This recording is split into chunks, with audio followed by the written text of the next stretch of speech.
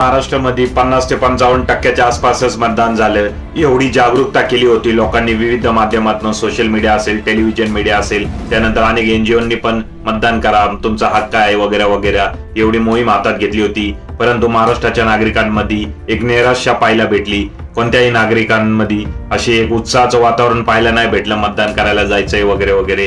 कारण नागरिकांना बहुतेक हे कळून चुकलं आहे की दोन्ही बाजूंचे नेते हे स्वार्थी प्रवृत्तीचे आहे आणि कुणी आलं तरी आपले प्रश्न आहे तसेच राहणार.